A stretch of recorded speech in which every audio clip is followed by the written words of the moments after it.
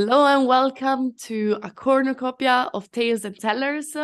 I'm Simona, and today I've got a little bit of a cold and a sore throat, but we are here and it's going to be a fantastic episode. And today, helping me is the fantastic David Heathfield. Hello, David, and thank you for coming.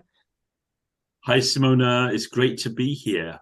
When I say here, it's in the Zoom world, but physically, I'm storytelling in Germany in a small town called Wolfensbüttel, and telling stories with children here. But it's wonderful to be here because of the guest that we're going to be interviewing. Yes, absolutely. So when I told David the other day, well, I'm going to interview this person. Would you like to come along? He was like, yes, I'm in Germany, but I'll do my best to be there. So without further ado, here is our guest for tonight, the wonderful Jakey Ross. Hello, Jakey, and welcome. Hello, Simona. Hello, David. It's wonderful to be here. And I'm going to be off a Bigsy by the end of this program if you keep saying all these nice things about me. But Well, you I'm not sure if deserve them. Bigsy is Bigsy an English word or a Scottish word? I'm not sure. Is it a Scottish word? Is it? Yes. Definitely. Big-headed, big-headed. Oh, big-headed. Well, now it makes sense. Yeah. Well, you deserve everything we're saying, so that's fine. And so, Jackie, can you tell us something about yourself? Well, David and I know you as a storyteller from Scotland, and we know that you like telling stories from Scotland and also from all over the world. But can you introduce yourself in your own words? Oh, Mechty. Well, I am a Scottish quine, a lady from Scotland, and I bide up in the northeast near Aberdeen, on Royal D side, no less. I've been telling stories probably since I was a bairn, a little girl. I've always loved stories, and I think I used to make up stories. I lived on a farm, and I would help with the chores around the farm, feeding the cattle or the hens or bedding the cows. And in order to make this work more interesting, I would make up stories. I would be the princess trapped in the tower, or some slave to this overlord who was treating me badly. So I think storytelling has been a part of my life always. And it's just joyous, isn't it? Yes.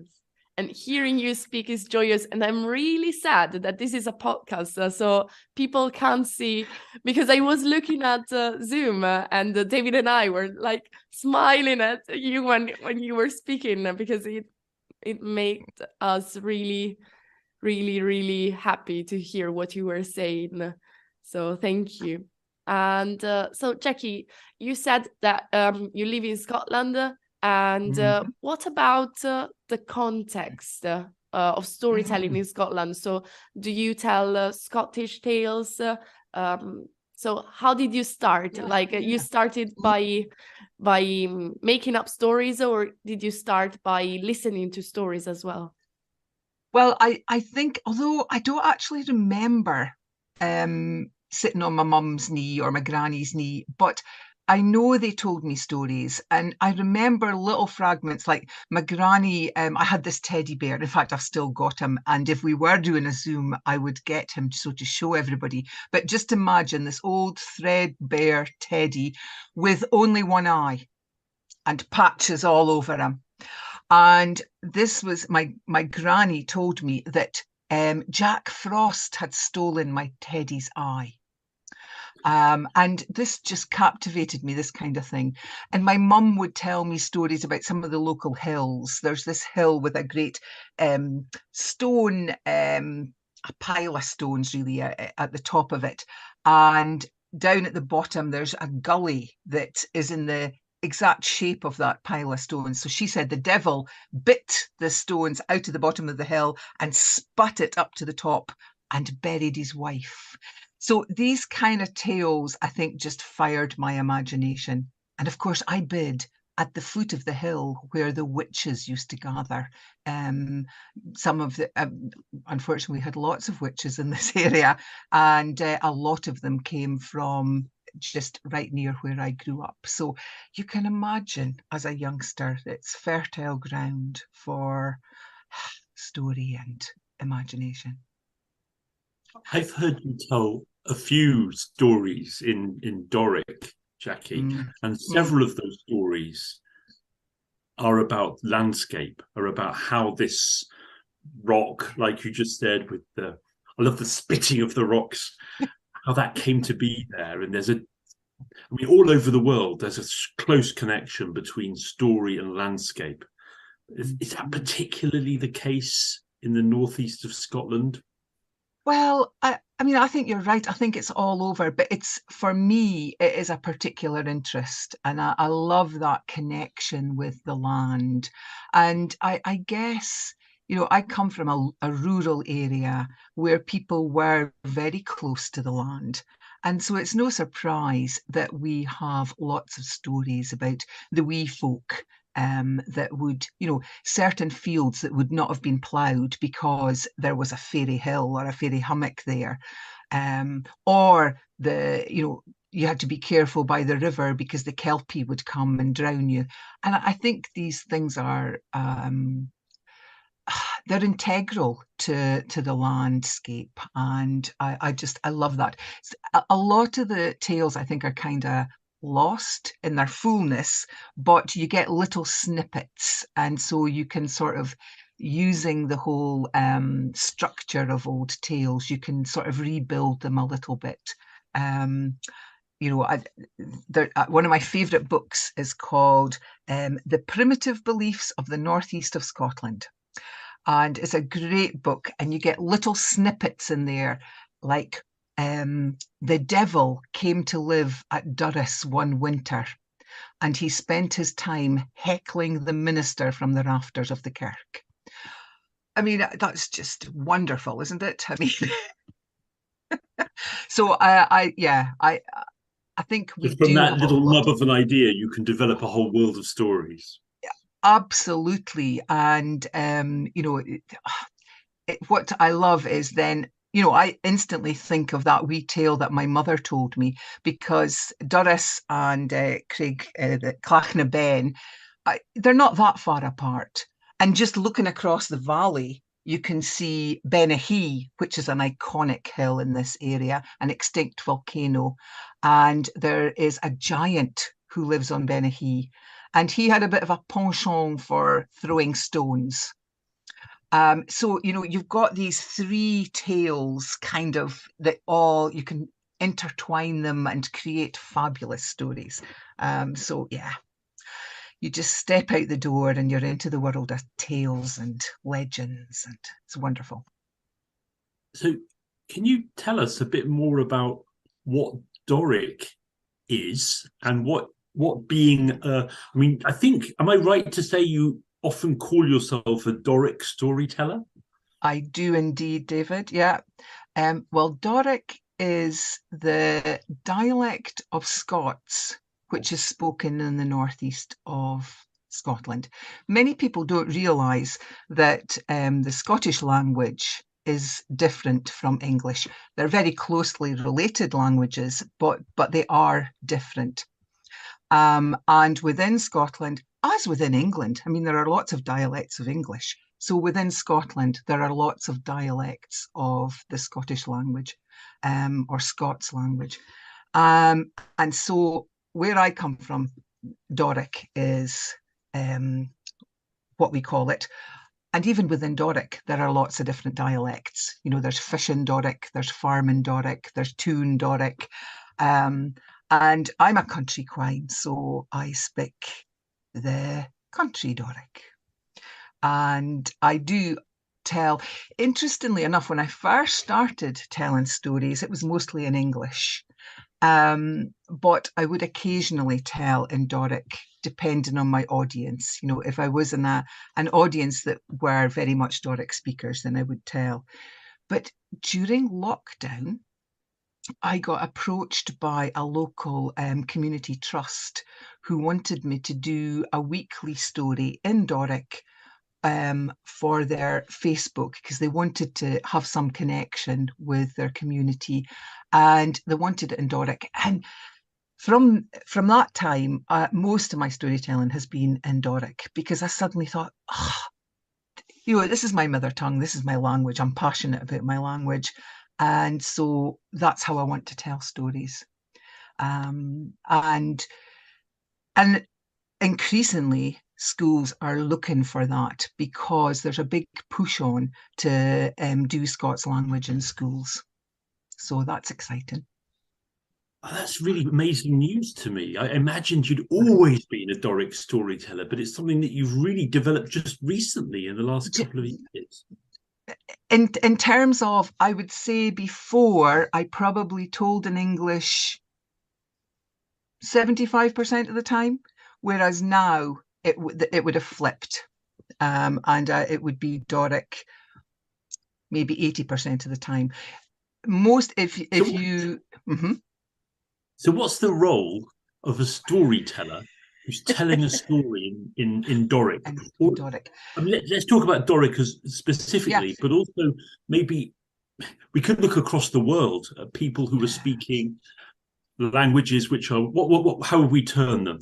Languages which are minority languages. Yeah, absolutely. Well, we certainly come under the EU sort of designation of minority language.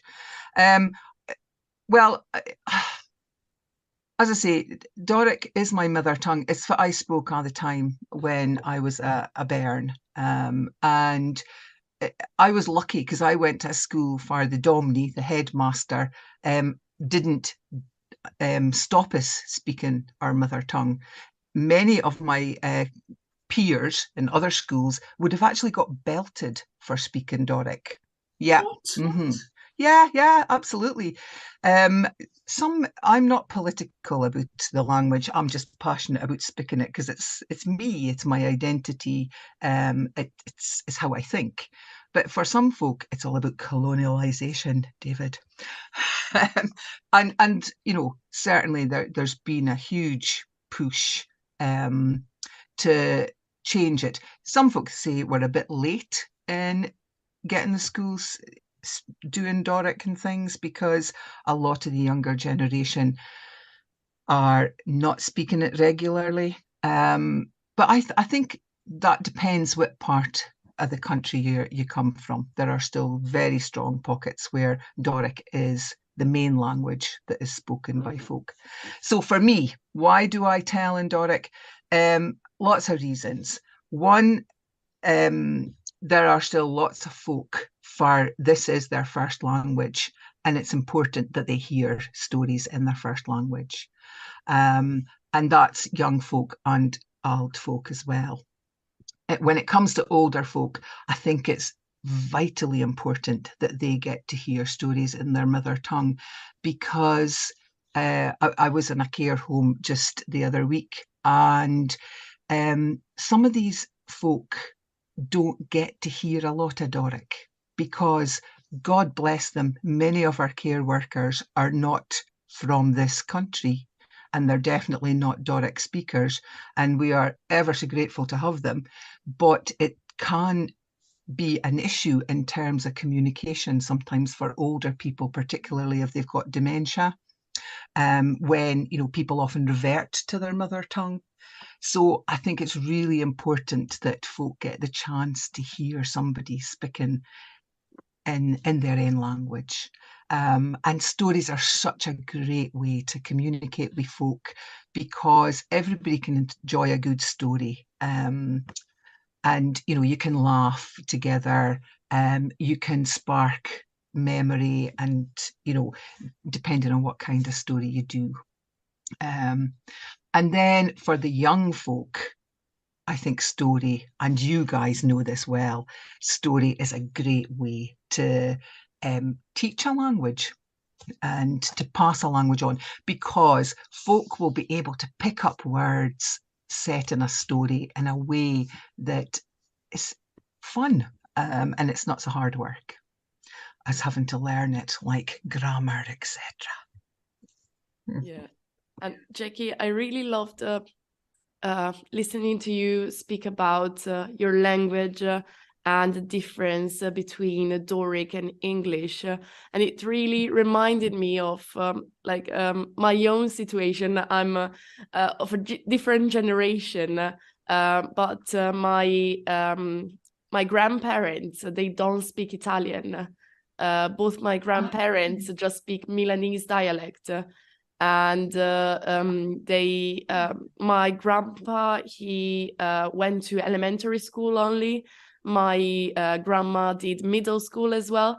But both of them always tell me, when I went to school, Italian was difficult for me because I didn't speak Italian, and only with television then this changed.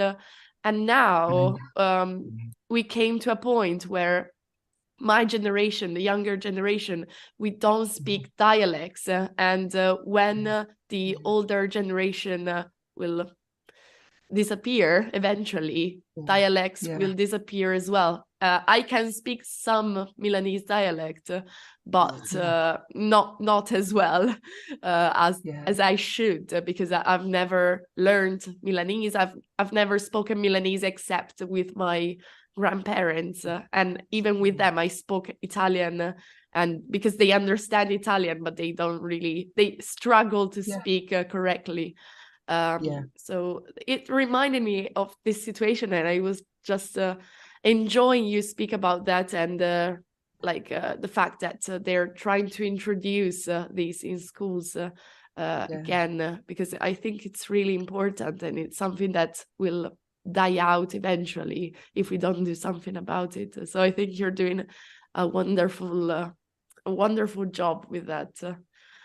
And just to add to that, I'm teaching a course at the moment for teachers, school teachers in Malaysia, and there's one man on the course, Binsos Omisang, who lives in a very remote part of Sabah in the north of the island of Borneo.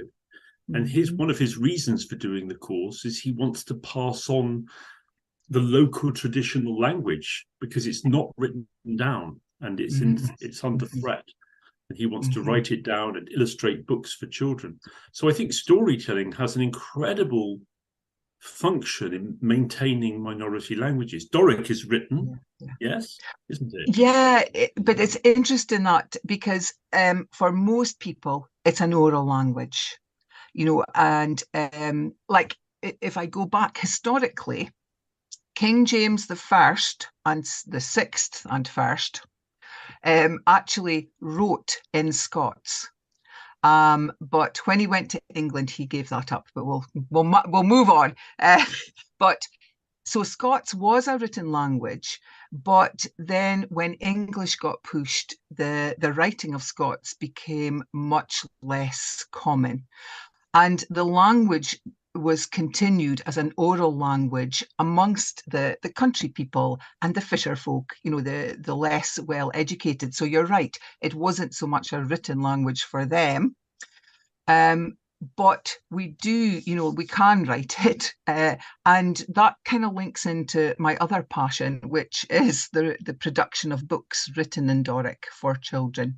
And that's something I've been involved in since, in the last couple of years, because we want people to be able to read and write as well as speak the language. And so we need to build people's confidence up in terms of reading and writing it. So yeah, it's important. And I applaud your gentleman in Sabah and wish him every best wish. Yeah. Diversity of language is just as important as any kind of diversity in this world. And,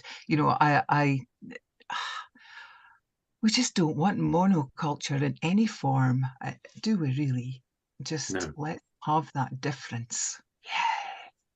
You said you weren't political, but I think being a Doric storyteller, that is a political act. And actually, I see you, Jackie, not tough political, but that soft activism of sharing culture.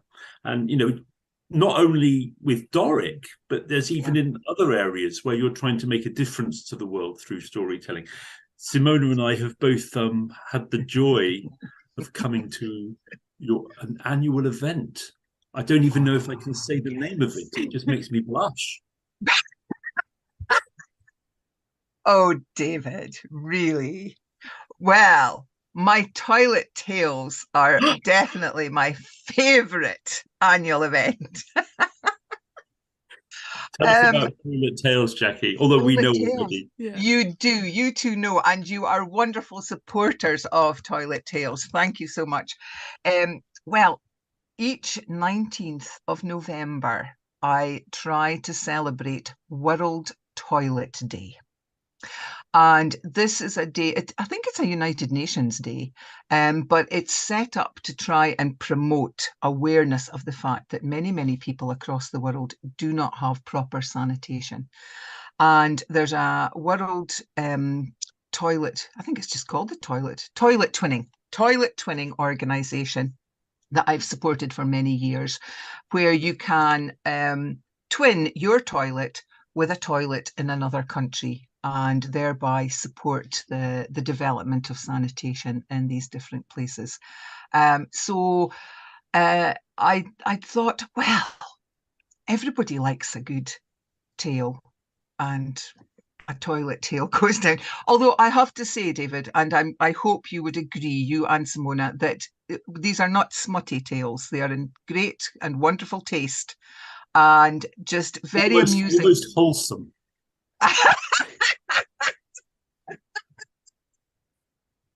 Absolutely.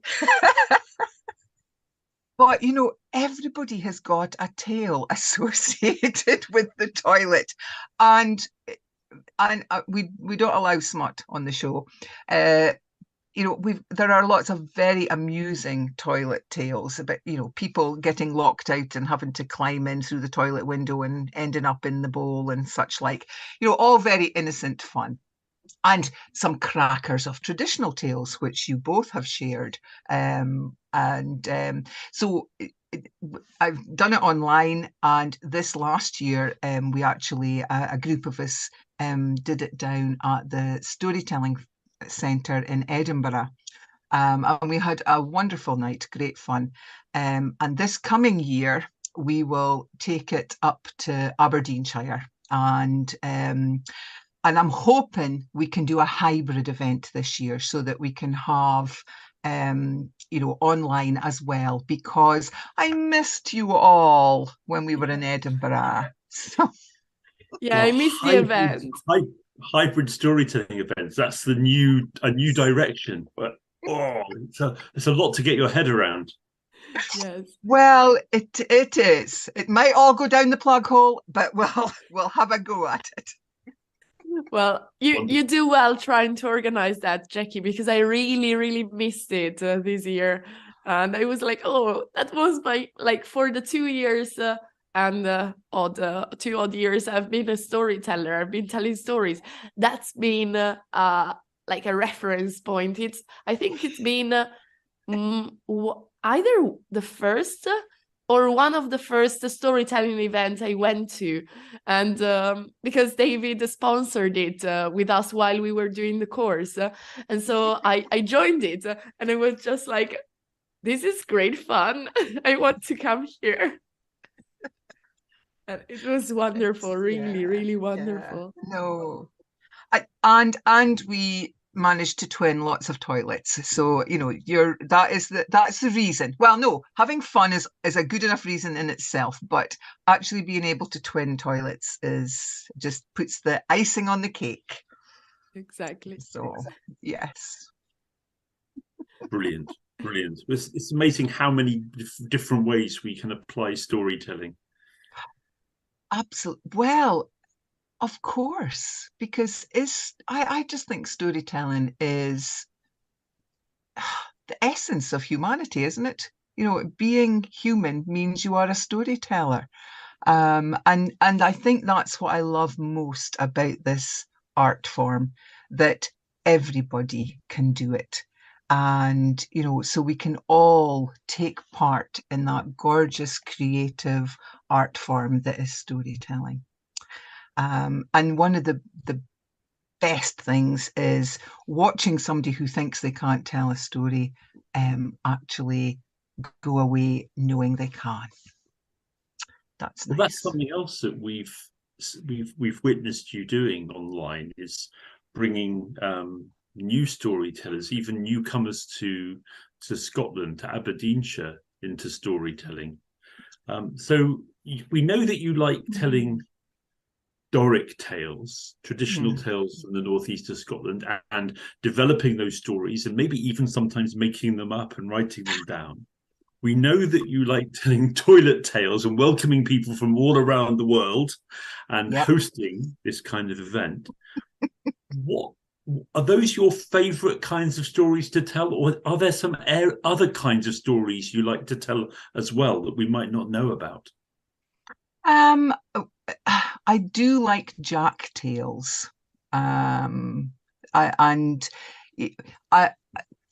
very first story I ever told was Jack and the Skinny Coo, and it remains one of my favourite stories. I read it in a book by Stanley Robertson, who was a wonderful traveller, storyteller and ballad singer. And I was very fortunate to be taken under his wing. And so in his book, Exodus to Afford, I read this tale, and I just felt a connection, because it's about a young lad growing up on a farm and a cow. And so that was me. I grew up on farms around cows. I've always loved cows. Looking into a cow's eye is just dreamy. Anyway, this story, I told no other story for the first 6 months that I was telling stories, because I didn't have the confidence to tell any other tale. And towards the end of that 6 months, I found myself on stage with Stanley Robertson, and this is the first time I'd met him.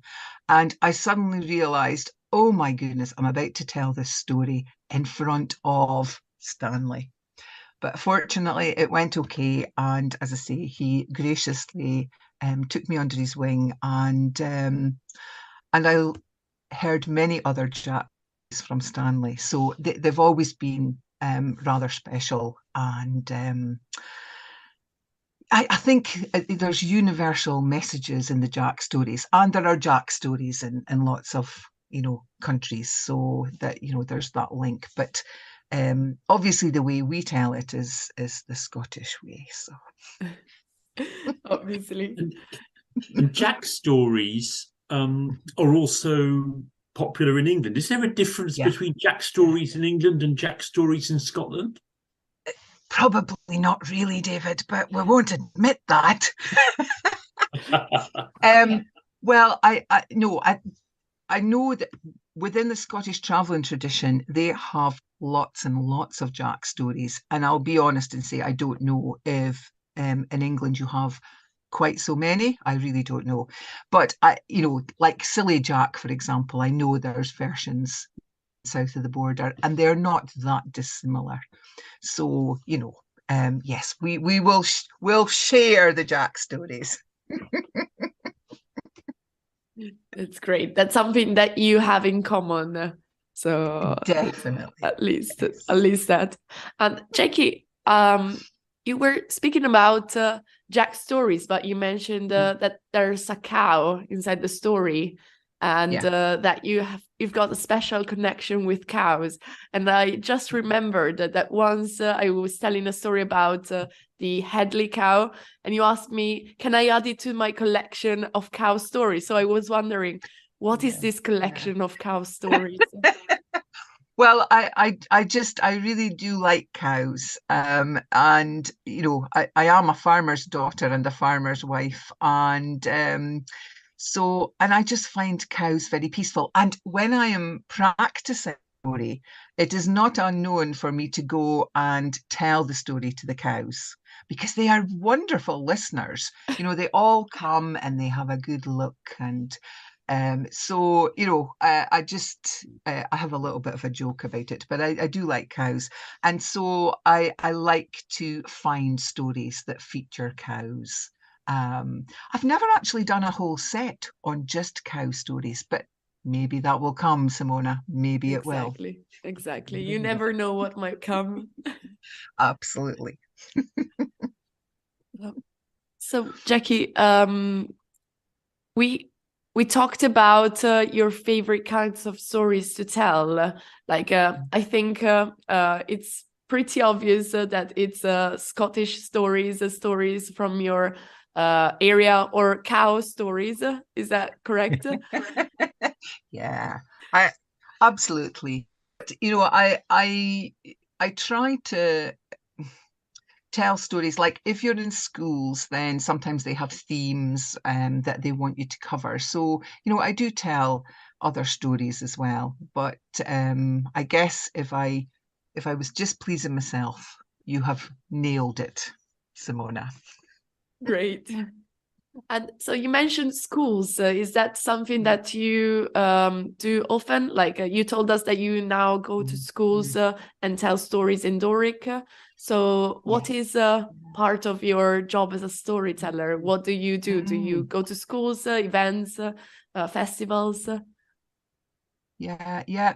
Well, yeah, I do quite a bit of schools work, and it is Doric based. So I would say, since COVID, most of my schools work has been Doric related. So that's great, and that's going in specifically to classes that are either studying the language, or maybe preparing to study the language. And so I would tell some stories to the classes. I've been working closely with one particular school that's beside Benahee, where Jock the Giant is, and they have taken Jock to heart. And I mean, they are creating their own stories about Jock, which is just fantastic. And we're actually going to be producing a book together, written in Doric, that will become one of the books that we publish. So that's really exciting. That's sort of storytelling plus. And next week I'm in another school and I will be telling local stories in Doric for them as well. So yeah, but I do tell other places. I really love outdoors actually. And I've done a few outdoor projects, again, rooted in the landscape, sort of linking to the local tales. I mentioned Durris earlier, and the community forest people commissioned myself and another storyteller to work with the school to create a story trail through the woods. And we got them to look at local stories and traditional stories, and they created some of their own, just looking at maps, and using the features in the maps, the landscape. You know, like up here, Shia is linked to the fairies. The She are the fairy folk. So there was a Sheich Burn. So they wrote stories about the fairies that lived the burn, the little stream. So I really love doing those kind of projects, community-based projects that are often in the landscape. Yeah. It's fascinating to ponder whether these stories, how the stories that have been passed down to us, how they originated. We know that they were passed on by word of mouth. And then carrying on that tradition with school kids and doing projects like this, where they themselves story the local landscape. They bring it to life through stories, which are probably stories that they'll remember, particularly if they stay in the area, or even if they just leave but come back and visit and pass on to their own kids. So it's kind of really curious to think how the stories that are created in our modern context might become somehow the passed on traditional stories of the future. mean, how's that going to work? I don't know. I mean, I have to say, I am not a deep thinker when it comes to these things. I tend to just think story, however it is created or manifested or passed on, has got to be good, because I just think stories are inertly good. So I suppose, right, I'll explain. Like, I have created a story about the day the devil met Jock the Giant.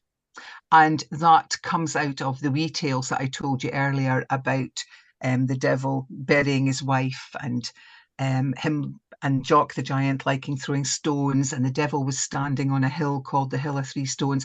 So I created that story, but I like to think that it's got a truth in that it's rooted in the landscape and in snippets of local lore.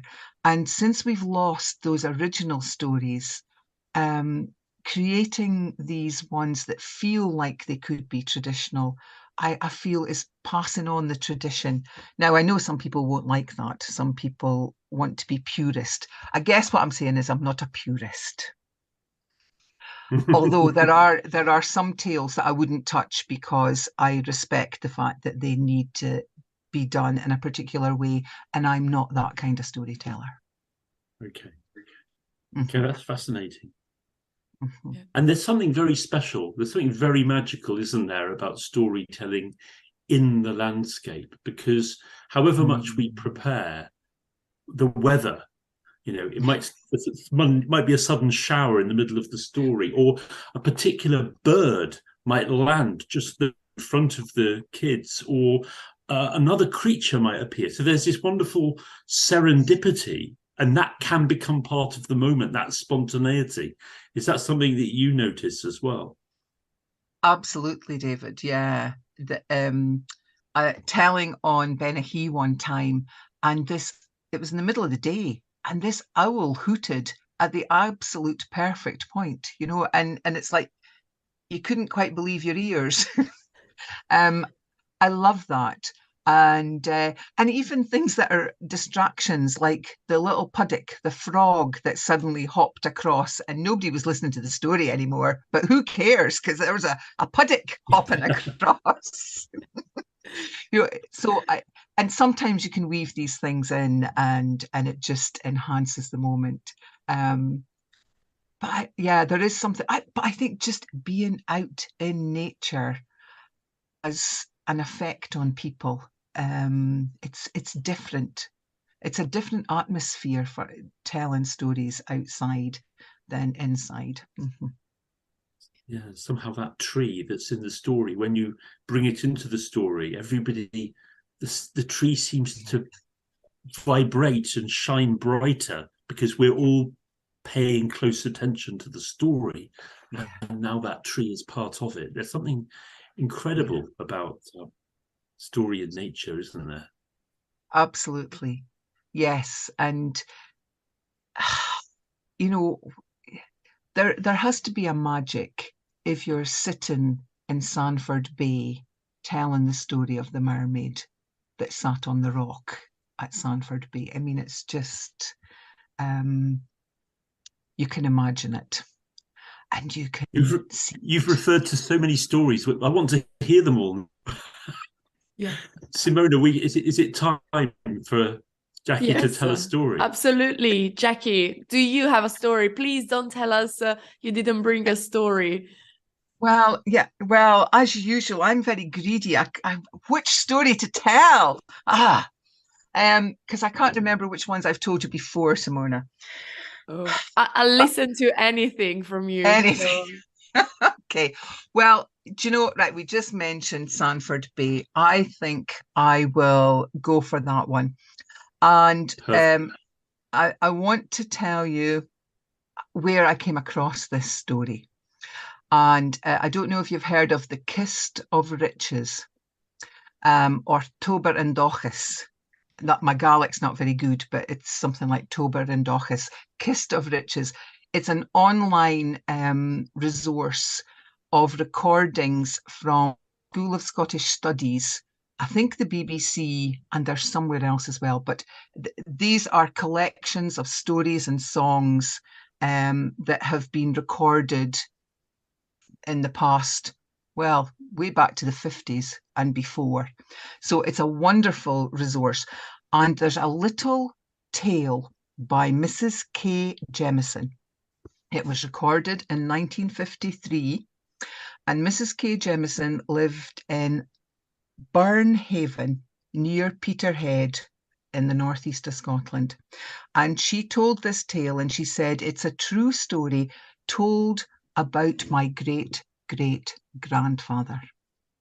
And the story is called Fitty's Portion. Now, Fitty was the by-name, the nickname of her grandfather, because he was a fisherman, or her great-great-grandfather. He was a fisherman, and all the fishing communities, well, there's quite a lot of people who are called Jameson or Smith or whatever. You know, there's not many surnames, so they need by-names to identify who they're talking about. So I'm going to tell this story in Doric because you've convinced me that you're interested in Doric. So I'm going for it, okay? So this is Fitty's Portion.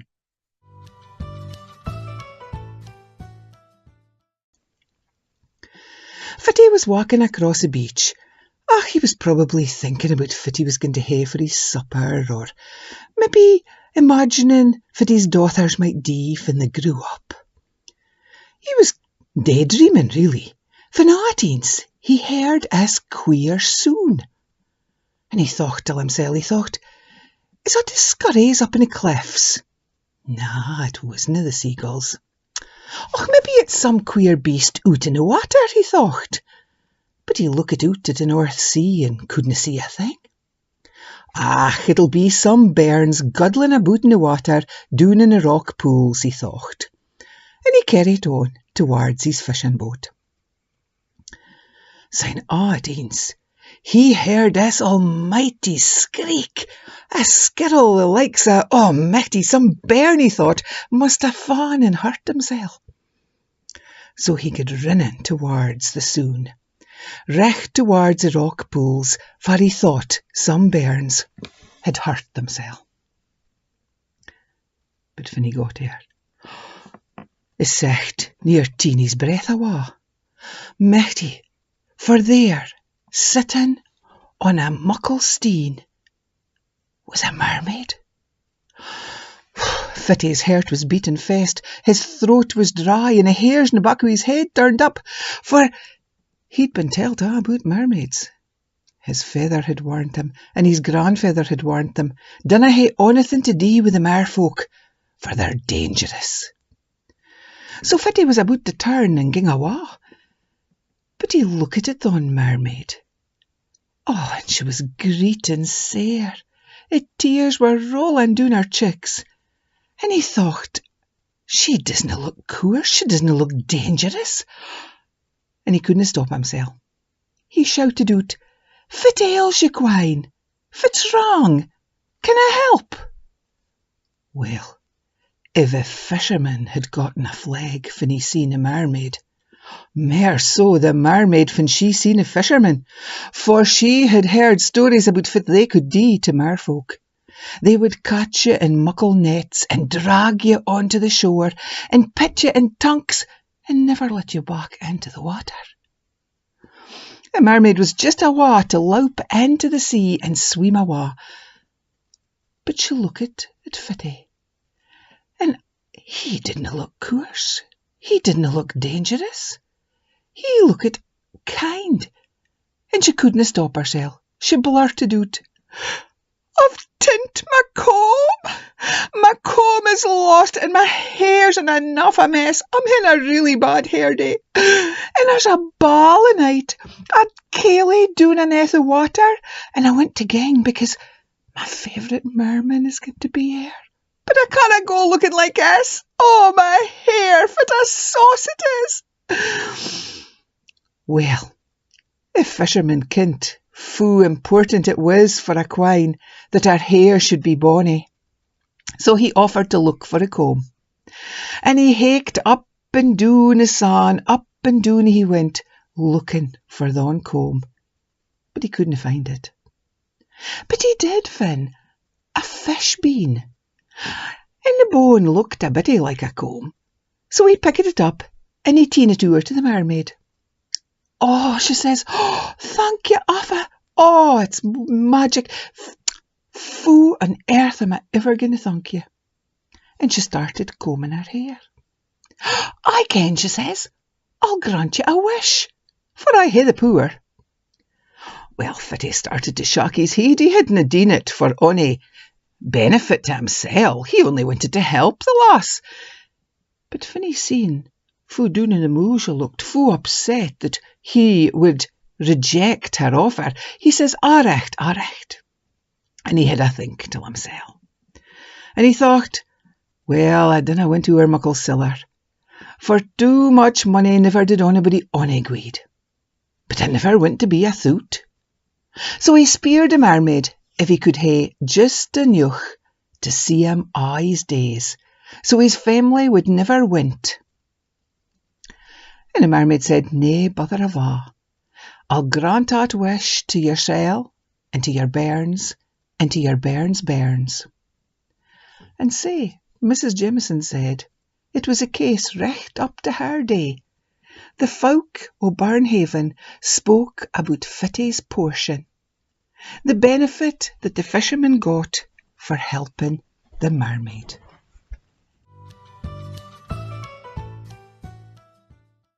I think I've said this to you before, Jackie, that story is so incredibly similar to a story that comes from the very, very other end of this very long island that we live on, because in the south of Cornwall, the same story is almost the same, the story of the fisherman and the mermaid. Yeah. So it's extraordinary how stories are, you have these similarities across, well, not just across one land, but across the world. Fascinating. It is lovely, isn't it?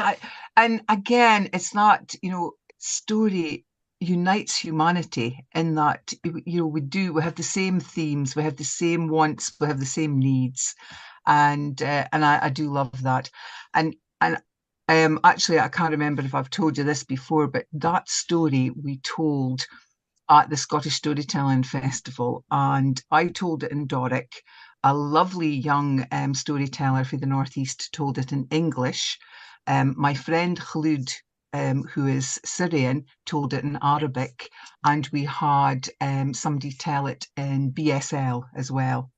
And it was the same story. It wasn't translations, it was our own versions, and it was absolutely magical. And we had a film of the story as well, and we had a filmmaker who'd come and done some filming. So I think it's that universality of stories that are told in different versions all over the place, I think. Yeah, it's wonderful. Yeah. Jackie, I really enjoyed that story, and I don't think I've ever heard you tell that story, but I've got a little book of Scottish stories, and I don't know, maybe there's something similar in it, because I remember something about a mermaid and a comb, so I'll check it out and I'll let you know. Yeah. Oh, that'd be cool. Well, there are a few mermaid stories on the Kist of Riches, and we don't have time for me to tell you them all, but there's one I love, which I'll just give you the outline of.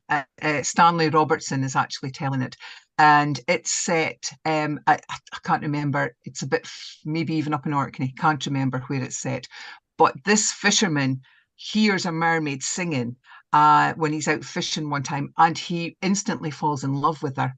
So he decides he has to find her, and he gives up fishing and spends days and weeks and months searching, and he finally discovers where she is, and she's in an underground cavern with a whole lot of other merfolk.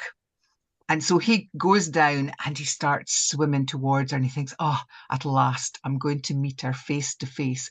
And he gets right up close. And just at the point when she spots him, he realizes that that beautiful golden hair was actually seaweed, and that pearly white teeth were actually sharks. And that lovely shiny skin was all scaly and fish-like. And he thinks, maybe I don't love her anymore. And he turns and he just escapes by the skin of his teeth. It's a hilarious little story and quite different in mood from, yeah. So it's one of my favorites. Yeah. Well, you must come back to the podcast and tell that story, Jackie, because now I want to hear it. And I think also, like, people who listen to the podcast will want to hear that story as well. So you must tell it. Well, it doesn't take much to convince me to tell a tale, Simona. Great. I just want to sum up something, and that is, I've not only been learning about storytelling from Jackie during this interview, I've also been learning a little bit of Doric. And I just want to say the 3 B's that I learned in context. Okay, Jackie, you deserve to be Big Z'd because you are a remarkable storyteller, bringing your culture and your enthusiasm, your joy of storytelling to all those barrens where you live in the northeast of Scotland, where you bide in the northeast of Scotland. So great for work, wonderful, and respect to you for the wonderful storytelling and joy you bring to your region, but now via the internet to all of us around the world. Absolutely. Well, thank you, David and Simona. Do you know, it's always a joy to spend time in both your company, and you guys are doing a great job spreading the joy of storytelling with this podcast and with everything else you do. And David, I would not really expect any less from you than to be able to pick up another language just like that. But I'm awful impressed with your use of the Doric. Well done, Loon. Well done. Oh, well, it's been an absolute pleasure. Thank you very much, Jackie, for being with us. And thank you, David, for joining me and bringing so much to this interview with Jackie. And for those listening, we'll be back soon with another episode. And just goodbye. Cheerio.